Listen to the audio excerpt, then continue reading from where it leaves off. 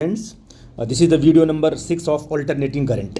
Okay बेटा जी, अब इस वीडियो में हम लोग डिस्कस करना है पावर इन एसी सर्किट। ठीक है ना।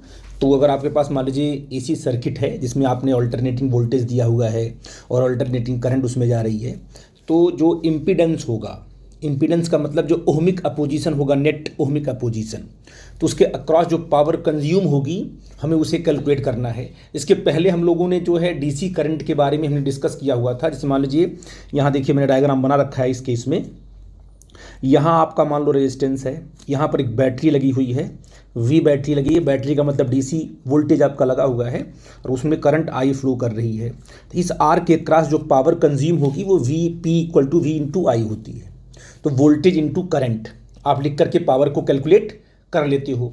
और अगर आर के क्रॉस आपको जो हीट प्रोड्यूस हो रही है उसको निकालना है तो कहोगे सर यहाँ कैसे निकालेंगे, हीट को कैसे निकालते हैं?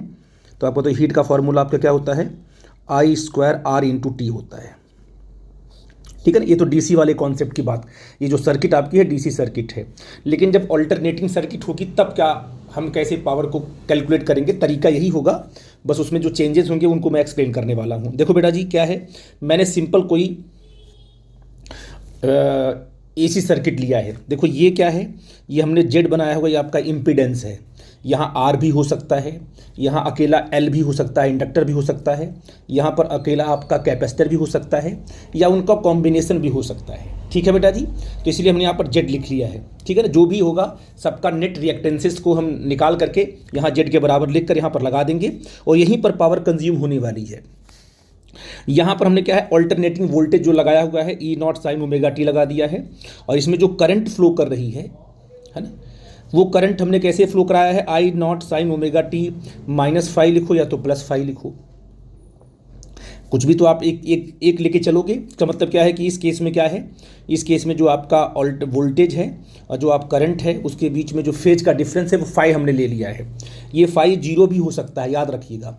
अगर जेड के प्लेस पे सिर्फ आपका आर आ जाए, ओनली आर आ जाए, तो फाइव यहाँ जीरो हो जाएगा। तो जिस फेज में वोल्टेज होगा उसी फेज में करंट होगी, अगर सिर्फ प्योरली रेसिस्टिव सर्किट है तो।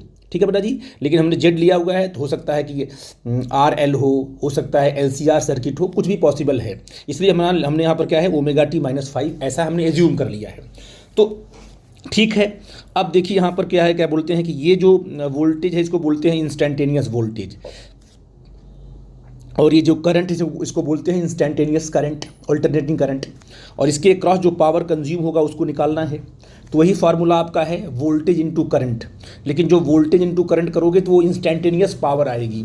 मतलब इस वोल्टेज को और इस करंट को जब मल्टीप्लाई करोगे तो जेड के क्रॉस जो भी पावर आपको मिलेगी वो इंस्टेंटेनियस होगी, किसी टाइम टी पर होगी, वो एवरेज पावर नहीं होगी, है ना बेटा जी।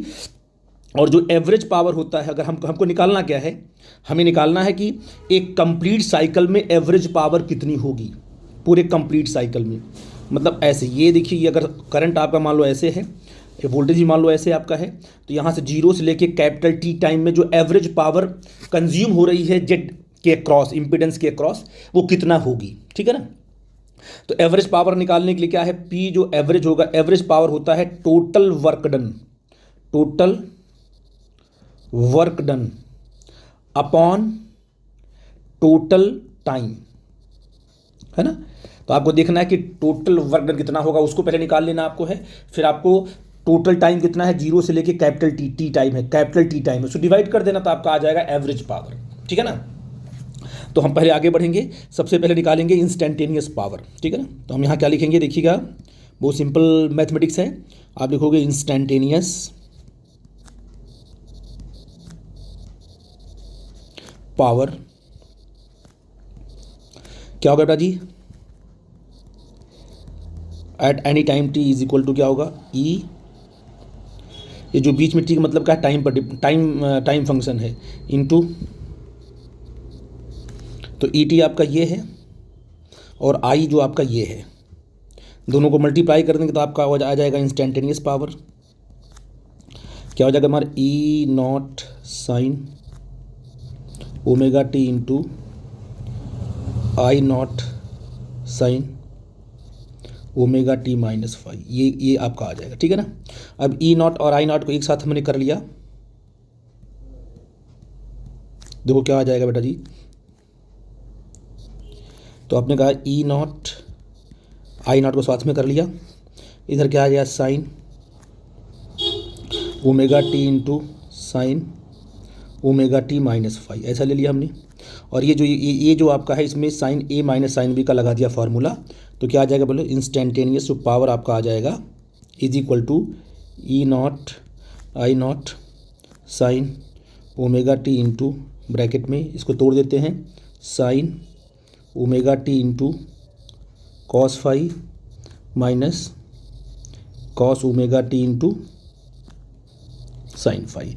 यहाँ पर जो हमने माइनस लिया, यहाँ पर आप प्लस भी ले सकते हो, ठीक है ना, डिपेंडिंग ऑन यू, आप जो लेके चलोगे उसको आगे बढ़ाना पड़ेगा आपको। फिर इसको मल्टीप्लाई कर देते हैं तो क्या आ जाएगा, देखो अगर इसको आपने मल्टीप्लाई किया तो आपका जो इंस्टेंटेनियस पावर आपका आ जाएगा वो ई नॉट आई naught sine omega sine square omega t है ना इंटू कॉस फाइव, फिर क्या आ जाएगा माइनस ई नॉट आई naught sine omega T into cos omega T into sine five आ जाएगा बेटा जी।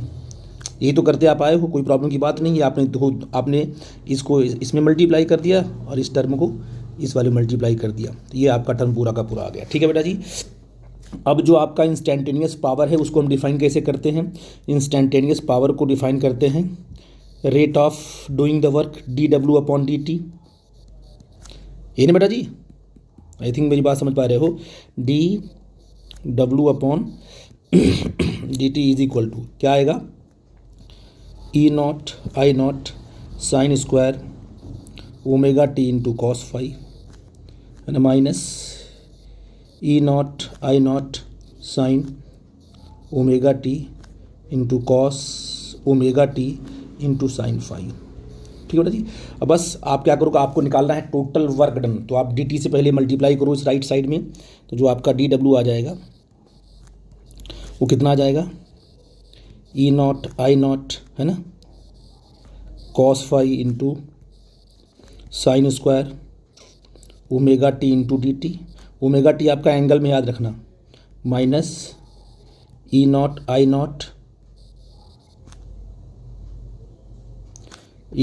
Not sine five into sine omega T into cos omega T into हमने डी टी, ठीक है ना। हमने फाइव को एक तरफ कर लिया क्योंकि कॉस ये फाइव भी कांस्टेंट है, ई नॉट आई नॉट भी कांस्टेंट, इसको एक तरफ कर लिया हमने, ठीक है ना। ये आपका डी डब्ल्यू। तो अब बताइए टोटल वर्क डन कैसे निकालेंगे इन वन साइकिल, पूरे कंप्लीट साइकिल का वर्क कैसे निकलेंगे, तो आप देखोगे total work done over a complete cycle, कहाँ से कहाँ तक, जीरो से लेकर के टी तक है ना, ये तो पूरा कंप्लीट साइकिल है। तो क्या करेंगे, जब इसको इंटीग्रेट करेंगे है ना, तो कैसे लिखेंगे बेटा जी,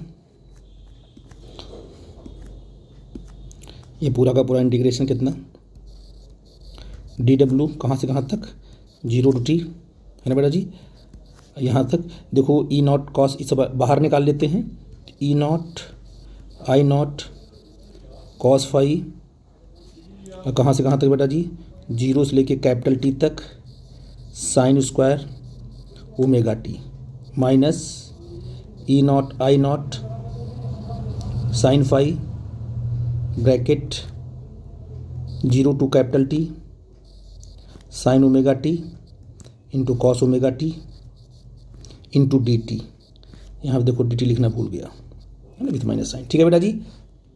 अब बेटा मैं देखो आगे बढ़ा रहा हूँ, वैसे आप एक दो स्टेप में से कंप्लीट कर लोगे, बट मैं आपको पूरा का पूरा ब्रीफ में एक्सप्लेन कर रहा हूँ कि आपको दिक्कत ना हो। तो ये पूरा का पूरा वर्क डन आ गया इज इक्वल टू क्या आ जाएगा बेटा जी, e naught I naught cos five capital T sine square omega T into D t minus E naught I naught sine five zero to t है ना। अब चाहो तो इसको आप ब्रेक कर सकते हो। जैसे आपके क्या है साइन ओमेगा टी, आप 2 से ऊपर नीचे क्या किया 2 से मल्टीप्लाई कर डिवाइड कर रहे हैं। देखो कैसे, अगर हम चाहें इस टर्म को देखो तोड़ कैसे रहे हैं, इसमें हमने क्या किया 2 से हमने इसमें डिवाइड किया, ये यहाँ डिवाइड किया और देखो मल्टीप्लाई कर दिया, तो ये बन जाएगा 2 sine omega T into cos omega T. यहाँ पर मैं आपको बताता हूँ क्या होता है, आपको समझ में आएगा फार्मूला कैसे लिखेंगे हम लोग। जैसे आप लिखते हो यहाँ लिखते हैं हम लोग, आप यहाँ लिखोगे लिखते हैं साइन 2a होता है 2 sine a into cos a, याद रखना ये फॉर्मूला। मतलब 2 sine a into cos a को हम साइन 2a लिख सकते हैं। तो यहाँ हमने 2 से मल्टीप्लाई किया तो हो जाएगा 2 sine omega T into cos omega T. इस पूरे टर्म को हम साइन 2 ओमेगा टी लिख सकते हैं। देखो बेटा जी, तो यहाँ क्या लिखिए हमने sine 2 omega T into D T.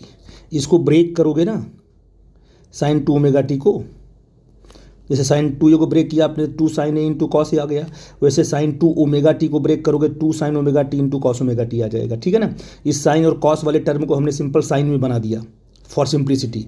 ठीक है बेटा, कोई दिक्कत तो नहीं है, ये टर्म आ गया। अब आपको निकालना है एवरेज पावर। क्या निकालना है, तो जो आपका एवरेज पावर होगा पी एवरेज, वो होता है total work done upon total time. तो आपको कैपिटल टी से टोटल टाइम मतलब क्या है, पूरा का पूरा टाइम पीरियड, एक कंप्लीट साइकिल का जो टाइम है वो कैपिटल टी के बराबर है बेटा। तो आपने कहा कि इसमें हमें करना पड़ेगा, तो आपका हो जाएगा e naught I naught cos phi 1 upon T 0 to capital T sine square omega T into D t. 1 upon t से यहाँ मल्टीप्लाई करना पड़ा हमको, जैसे यहाँ पर 1 अपॉन टी के तो राइट साइड में 1 अपॉन टी करना पड़ेगा और सब में करना पड़ेगा। और ये कितना आ जाएगा बेटा जी, ये आपका ए अपॉन 2 करना पड़ेगा यहाँ पर, तो है ना। तो ये हो जाएगा कितना बेटा जी, ये हो जाएगा माइनस ई नॉट आई नॉट साइन फाई, है ना, upon 2 1 upon T 0 to capital T sine 2 omega T into D T. ये आपका एवरेज पावर निकल के आया। ठीक है बेटा, अब देखो बेटा यहाँ पर 2 टर्म है।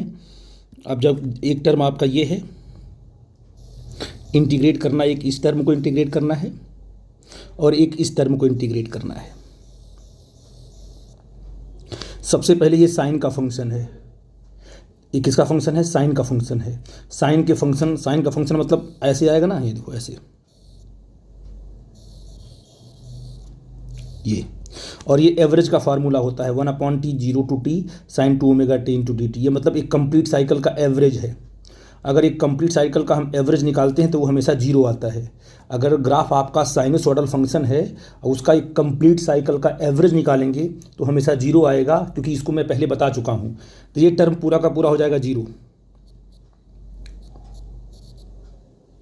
ये पूरा का पूरा टर्म आपका 0 बन जाएगा। ये तो निकल जाएगा ये, क्योंकि ये साइन के फंक्शन का एवरेज है अब पूरा कंप्लीट साइकिल में।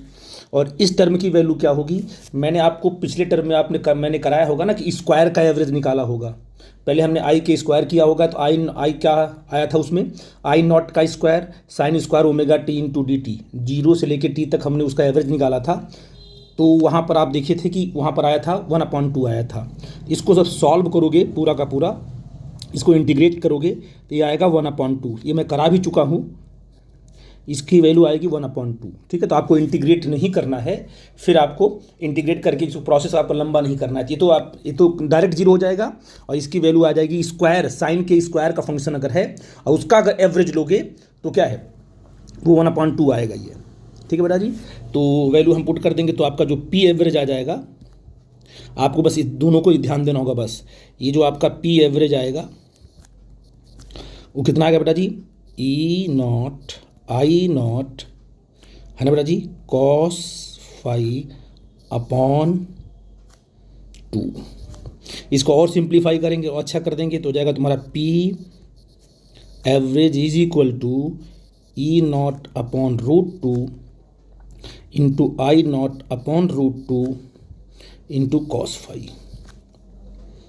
और ये आपका आ जाएगा P average is equal to E R M S into IRMS into cos phi. ये बना आपका formula average power in AC circuit.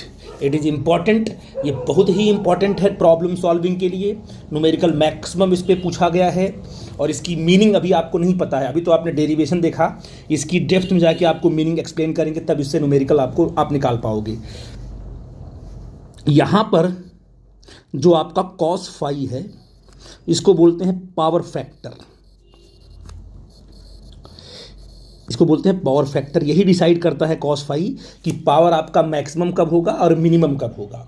और फाई को आप समझ रहे हो, फाई क्या चीज़ है। वास्तव में सर्किट पर जो आपने ऑल्टरनेटिंग वोल्टेज और ऑल्टरनेटिंग करंट आपने लगाया हुआ है, तो ऑल्टरनेटिंग वोल्टेज और ऑल्टरनेटिंग करंट के बीच का जो फेज डिफरेंस है वो है फाई। याद रखना इस बात को, ठीक है बेटा जी।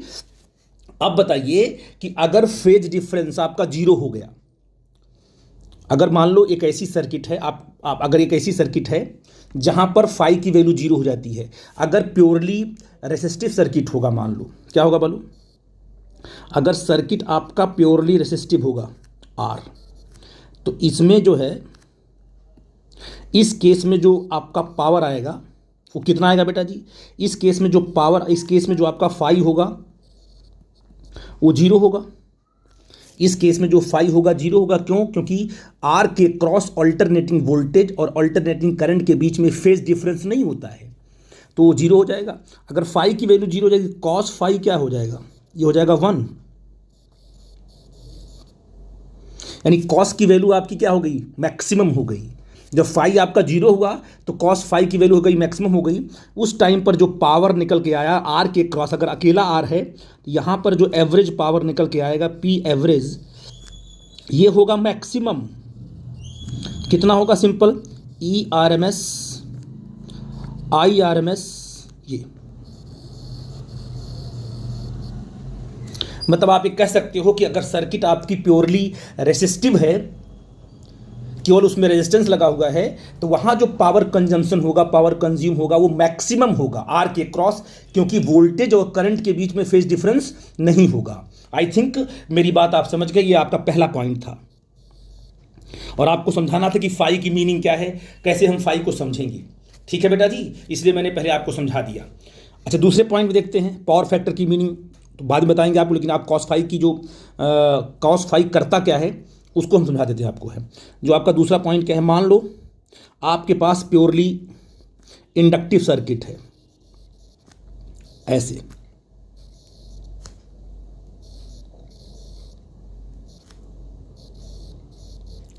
अब इसमें आपने क्या दिया, ऑल्टरनेटिंग वोल्टेज दिया और यहाँ पर ऑल्टरनेटिंग करंट आ गई। और मैं पूछूंगा बेटा बताओ यहाँ पर फाई की वैल्यू क्या होगी। इस केस में फाई की वोल्टेज और करंट में जो फेज डिफरेंस होगा वो π/2 का होगा, क्योंकि आपको इंडक्टर में जो वोल्टेज होगा π/2 से लीड करता है। तो ये जो इंडक्टर है, यहाँ पर जो फाई की जो वैल्यू आएगी वो आएगी π/2 आएगी, और जो कॉस फाई होगा, कॉस π/2 होगा, वो होगा 0। यानी कह लो इंडक्टर के क्रॉस जो एवरेज पावर आएगा आपका पी एवरेज, वो आपका 0 आएगा। ये मतलब जब करंट और वोल्टेज इनके बीच का जो एंगल है π/2 हो गया, तो 1% भी पावर का कंजम्पशन नहीं होगा। यानी कहने का मतलब क्या है कि जो आपका इंडक्टर है उसमें अगर ऑल्टरनेटिंग वोल्टेज और ऑल्टरनेटिंग करंट जा रही है, तो इंडक्टर के अक्रॉस कोई भी पावर का कंजम्पशन नहीं होता। Power consumption across the inductor in case of alternating current and alternating voltage is always 0। I think मेरी बात आप समझ पा रहे हो। तो पावर कहां होता है कंज्यूम, अक्रॉस द रजिस्टर। अगर हम बात कर लेते हैं, तीसरी बात कर लेते हैं, थर्ड पॉइंट, अगर हम बात करते हैं कैपेसिटर की, ये आपका कैपेसिटर है मान लो, ध्यान देना इस पर, बड़ी इंपॉर्टेंट चीज़ ये भी है। इसमें देखो, इसमें भी आपने क्या ऑल्टरनेटिंग वोल्टेज दिया, क्या दिया, E और T दिया, ये alternating time varying voltage, alternating current आपने दे दिया। तो अब बताओ यहाँ पर फाई की वैल्यू, जब यहाँ पर देखोगे, जब इसमें करंट आएगी, आपको पता है कि वोल्टेज इसमें जो है लैग करता है, करंट इसमें लीड करती है, लेकिन π/2 से करती है। तो आपने कहा सर अगर ऐसी बात है, अकेला अगर कैपेसिटर है तो फाई इसमें भी क्या आएगा, π/2 आएगा, और इसमें भी कॉस फाई क्या आएगा बेटा जी, कॉस फाई जीरो आएगा, तो यहाँ पर जो एवरेज पावर निकल के आएगी पी एवरेज, वो भी जीरो होगी। बड़ी ही इंपॉर्टेंट कॉन्सेप्ट निकल के आ गया कि अगर प्योरली रेसिस्टिव सर्किट है या प्योरली इंडक्टिव सर्किट है या प्योरली कैपेसिटिव सर्किट है तो पावर कंजम्पशन कैसे होगा। अगर अकेला आर है तो पावर कंजम्पशन आपका मैक्सिमम होगा, क्योंकि आर के क्रॉस कोई भी फेज डिफरेंस नहीं होता करंट में और वोल्टेज में। याद रखने वाली बात है, करंट और वोल्टेज। इसलिए हम कहते हैं कि जैसे आप लोगों ने डायरेक्ट करंट में V इक्वल टू आई करके पढ़ लिया था, वैसे यहाँ नहीं पढ़ना है, क्योंकि डायरेक्ट करंट में फेज होता ही नहीं है। डीसी करंट की बात जब करते वहाँ फेज की बात ही नहीं आती है। सिंपल वोल्टेज होता है 5 वोल्ट, करंट होती है 2 एम्पियर मान लो, तो आप वहाँ पर V इंटू आई करके आप पावर निकाल लेते हो। लेकिन अल्टरनेटिंग के केस में जब अल्टरनेटिंग की बात करते हैं तो वहाँ पर सबसे इंपॉर्टेंट चीज़ होती है कि यहाँ पर फेज की भी बात होती है। जब करंट और वोल्टेज के बीच का एंगल यानी फेज π/2 का फेज डिफरेंस है तो कभी भी पावर कंजम्पशन नहीं होगा। इट इज इंपॉर्टेंट, और इसको आप लोग याद रखो, क्योंकि ये आगे चल के आपको काम देने वाला है। इसका मतलब क्या होगा कि एवरेज पावर अगर निकालनी है, एवरेज पावर निकालनी है तो पक्का है कि आप आरएमएस वैल्यू से ही एवरेज पावर निकाल पाओगे। किससे निकाल पाओगे? आरएमएस वैल्यू से भी निकाल पाओगे, जो ईआरएमएस होगा। वोल्टेज और करंट को तो मल्टीप्लाई करना ही पड़ेगा। तो कौन से वोल्टेज को? क्या पीक वोल्टेज को मल्टीप्लाई करना है करंट से? नहीं। क्या इंस्टैन्टेनियस वोल्टेज को मल्टीप्लाई करना? नहीं। आपको RMS value of E and RMS value of current, इनको मल्टीप्लाई करोगे तब आ जाके आपको एवरेज पावर मिलेगा in case of AC circuit. But E into I, E RMS into I RMS के साथ साथ ये भी इंपॉर्टेंट है कि करंट और वोल्टेज में फेज डिफरेंस कितना है, ये भी पावर पर इफेक्ट डालता है, जिसको बोलते हैं पावर फैक्टर। ठीक है ना? तो अकेले सर्किट में आपने देख लिया। और अगर अकेले नहीं है, मान लो फाई की वैल्यू कुछ आ रही है तो कॉस फाई जो भी आएगा रख देंगे, सॉल्व कर लेंगे, एवरेज पावर आपका निकल जाएगा। आई थिंक आपको ये बात समझ में आ गई जो मैं आपको बोल रहा था। ठीक है बेटा जी? तो बेटा आपने देखा कि आपका जो है एवरेज पावर जो है आर के क्रॉस क्या होगा? E R M S I R M S. ठीक है ना? इसके बाद आपका इंडक्टर है, कैपेसिटर है। ठीक है ना? और आपका जो जनरल फार्मूला आपका ये आपको मिला। ठीक है ना? कॉस फाइव बोलते हैं पावर फैक्टर। कभी कभी बोर्ड में जो है डिफाइन के लिए पूछा कि डिफाइन द पावर फैक्टर या explain the power factor in AC circuit, तो उसको कैसे करोगे आप लोग वो मैं आपको बता रहा हूँ। ठीक है बेटा जी? उस चीज़ को ध्यान देना आप लोग, आपको काम देगा आगे चल करके। जैसे मान लीजिए आपने कहा कि इन एसी सर्किट, ठीक है बेटा जी, एवरेज पावर क्या होता है? P average. सिंपल सी बात है, I R M S into E R M S into cos phi. ठीक है ना? आई थिंक, और कॉस फाइव तो आपका पावर फैक्टर है, तो यहाँ जो पावर फैक्टर आएगा वो आएगा तुम्हारा कॉस फाइव। क्या आएगा बेटा जी? P average upon i R M S into r m i R M s, e R M S into I R M s, ऐसे कर लेते हैं। E R M S into I R M s, ये है आपका power factor. इसमें डरने की बात नहीं है। तो ये जो ऊपर वाला पी एवरेज उसको बोलते हैं ट्रू पावर। देखो, ई आर एम एस और आई आर एम एस भी एवरेज ही पावर है, बट वो रेजिस्टेंस के अक्रॉस आता है ना? E R M S and I R M S भी एवरेज पावर है, बट वो रेजिस्टेंस के अक्रॉस आएगा। और पी एवरेज क्या है? पी एवरेज तो ई आर एम एस है, I R M S into cos phi है, जो आपका पूरा का पूरा फॉर्मूला है। इसलिए जो है क्या बोलते हैं कि ऊपर वाले को जो आप लिखते हो उसको बोलते हैं ट्रू पावर।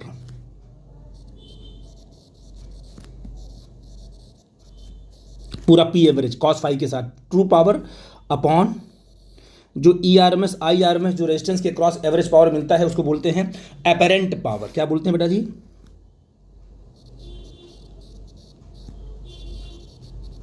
Apparent power. ये भी फॉर्मूला हो गया कॉस फाई का, कि cos phi define the ratio of true power upon apparent power. इसको इस तरीके से हम डिफाइन करते हैं, तो आप इसको भी नोट कर लेना, जब भी आए तो आप इस तरीके से इसको डिफाइन कर सकते हो। ठीक है बेटा जी? ये बड़ी इंपॉर्टेंट चीज़ थी, है ना? और इसके बाद साथ में ये भी लिख देना कि अगर रेजिस्टर है आर है तो पी एवरेज क्या आएगा, इसी में लिखना होगा जब आपको पावर फैक्टर लिखाना होगा। तो पी एवरेज आएगा E R M S into I R M S, है ना। और अगर आपका इंडक्टर है तो पी एवरेज क्या आएगा, 0 आएगा। अगर आपका सिंपल कैपेसिटर है तो पी एवरेज क्या आएगा, वो भी 0 आएगा। तो इसको भी इसमें पॉइंट आउट आप कर देना, एक काम आपका करना है, ठीक है बेटा जी। तो आई थिंक मेरी बात आप समझ पा रहे हो, ठीक है ना। एक चीज़ में और मेंशन करनी होती है, जैसे आपने कहा कि सर हम सब LCR सर्किट में हमने क्या किया था, इम्पिडेंस को डिफाइन किया था। जैसे आपने कहा था ना कि ये देखिए AC सर्किट में आपने कहा सर ये R होता है ना। ऊपर क्या बनाया था आपने, मान लो XL बनाया था, इम्पिडेंस बनाना है सर्किट इम्पिडेंस। नीचे आपने क्या बनाया था बेटा जी, ये आपने XC बनाया था, है ना।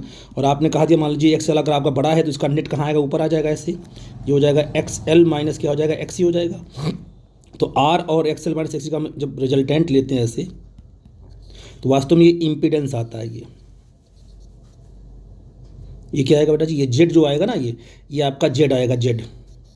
इसको equal to under root XL minus XC का होल स्क्वायर प्लस R का स्क्वायर, सब करते हैं। ये आपका इम्पिडेंस आएगा। कितना एंगल बनाया उसने, बोलो यहाँ से लेके यहाँ तक। ये आपका फेज आता है, कितने फेज से वोल्टेज आपका लीड कर रहा है वो बताता है।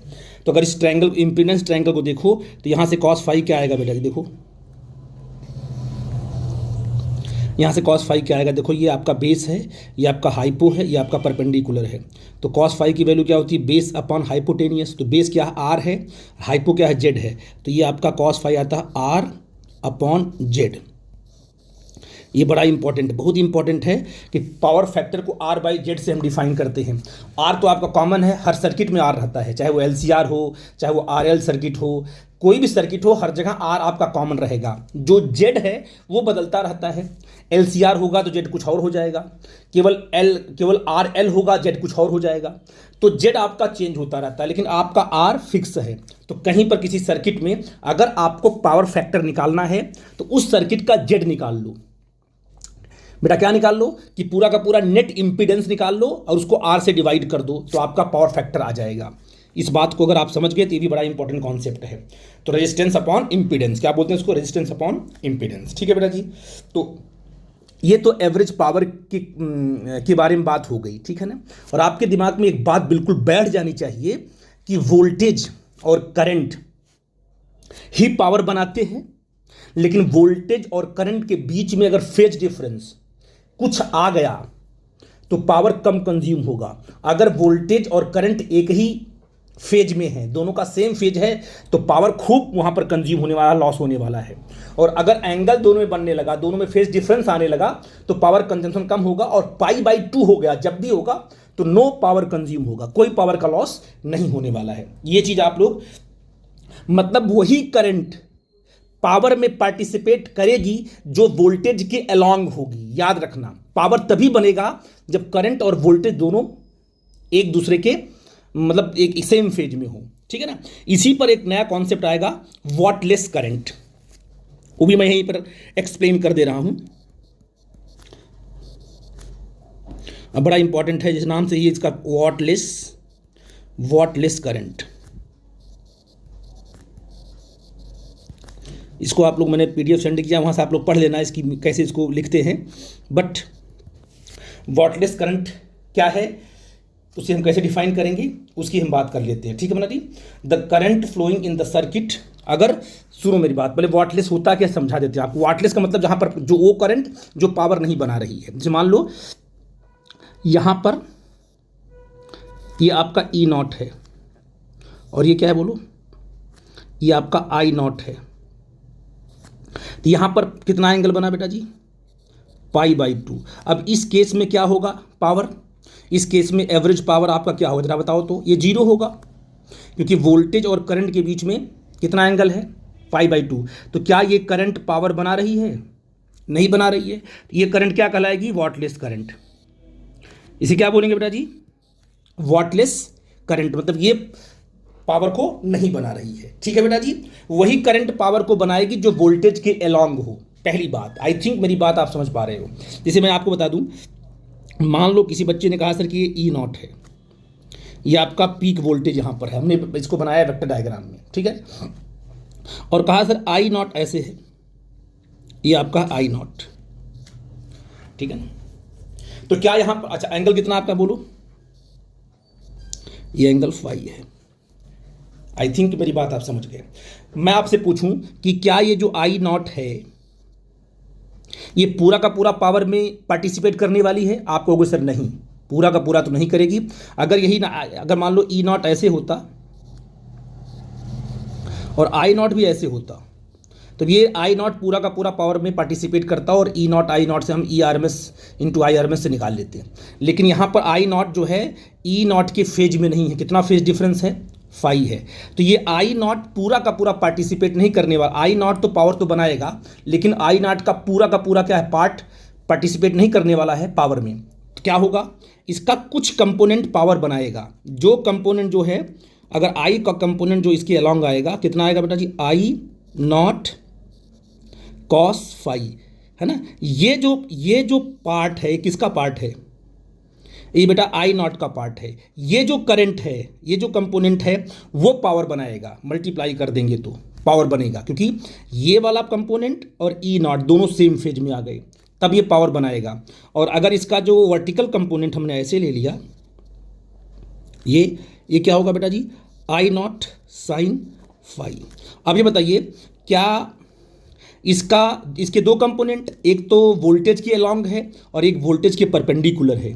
इसका जो कंपोनेंट वोल्टेज के अलॉन्ग है वो तो पावर में पार्टिसिपेट करने वाला है, वो पावर बनाने वाला है। लेकिन इसका जो कंपोनेंट वोल्टेज के बिल्कुल परपेंडिकुलर है वो पावर में पार्टिसिपेट नहीं करने वाला है। यानी ये जो करंट है, ये जो कंपोनेंट है, ये वॉटलेस करंट है, ये पावर नहीं बना रही है, वॉटलेस करंट।